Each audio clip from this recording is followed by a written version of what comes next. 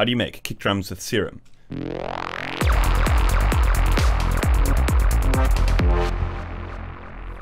What is up, guys? So today we're going to be looking at how to make a few different kick drums using Serum. So I got a message from one of my followers. He says, I have a question. If it's possible, how do you make a kick drum with Serum? Because using a sample is cool, but I want to create my own. Yes, it is most certainly possible, and Serum is in fact actually very capable of making some really awesome sounding kick drums, and I'm going to show you guys pretty much how I go about doing so. There's a couple of different things to note. When creating kick drums, you usually use either a sine wave or a triangle. I'm going to show you guys what a sine wave sounds like, and then we're going to swap it over for a triangle, and we're going to see the difference. First things first, I just want to set my BPM in, and then we're going to put in some MIDI notes. So let's do that.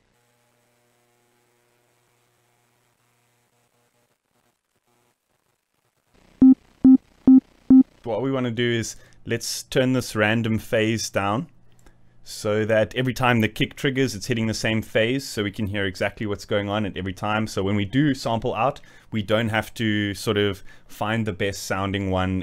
They're all going to sound the same. Then what we want to do is let's just tweak the envelope a little bit. So I'm going to play it through while we tweak the envelope. The main thing we want to do is just tweak the sustain and maybe add a little bit of release, as well as turn the decay down a little bit. But let's hear what this sounds like.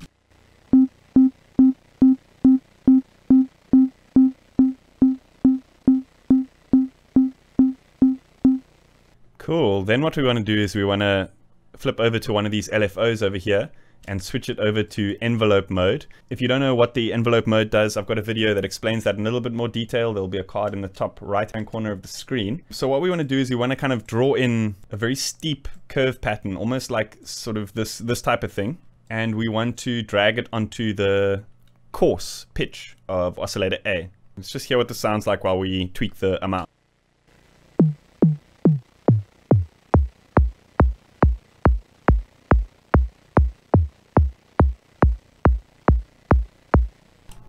So you guys can already hear it's starting to take the shape of a Psytrance kick drum. And so I'm going to show you guys a little bit of a few tricks to sort of create variations on the fly with it. So what I want to do is flip over to this matrix over here.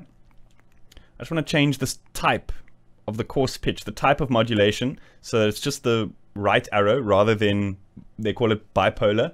I just want to switch it over to one way. And then aux source, I'm going to set to macro 1 over here. So what this is going to do is this is going to create the amount of sort of attack or the amount of hit on the kick drum itself. So let's listen to that while we adjust this.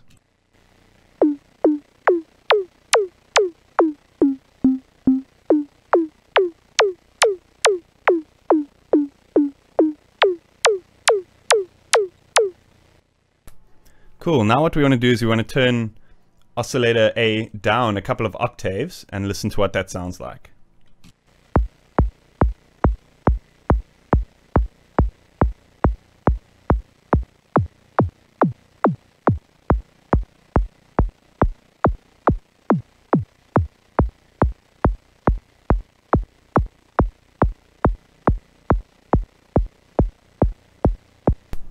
So depending on the type of kick drum you want, whether you want a sort of more soft goer style kick or whether you want a more punchy full-on or progressive style kick, this is where you kind of adjust to your own taste.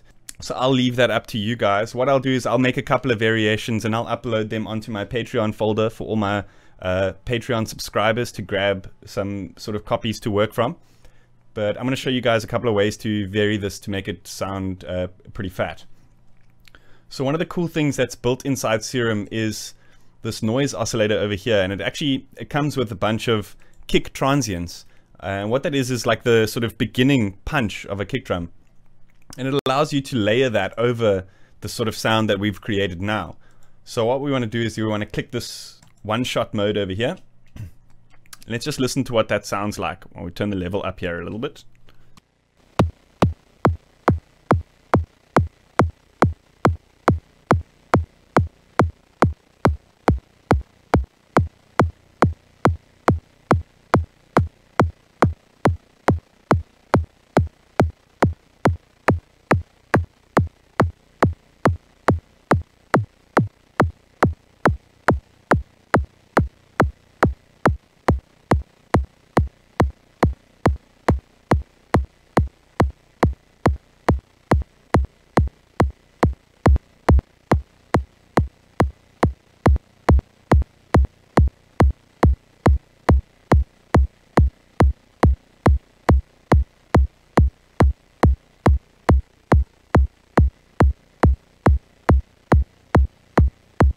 So if you're using this built-in analog BD sine that's built into Serum, this waveform over here, it's pretty cool because the wavetable kind of has a few different sine shapes that give it a little bit of variation. You know, some sound a little bit more than distorted than others. So you can also sort of cycle through that to find a different sound, sort of more unique or something like that. Let's have a listen to some of the variations there.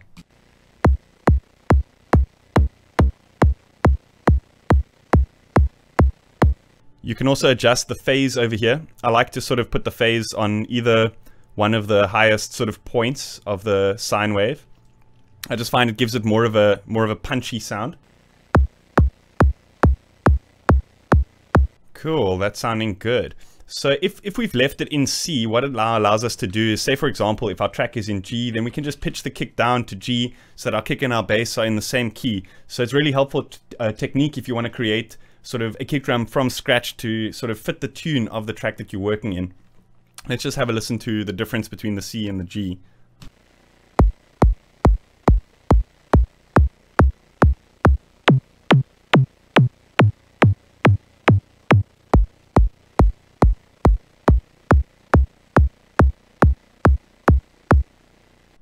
So there's lots of different variations you can do to kind of fit the specific track that you're working on. I also sometimes like to throw on a little bit of compression, maybe a little bit of distortion if you're doing more sort of harder, full-on type nighttime stuff. Let's just have a look at a couple of the variations you can do there.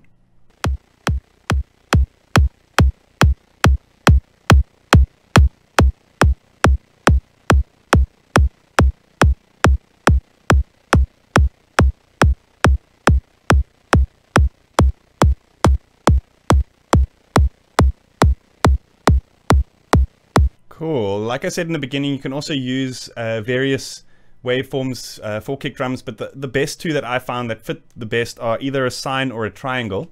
So let's listen to what the triangle sounds like. If you guys prefer that, you can always use that for different variations and stuff.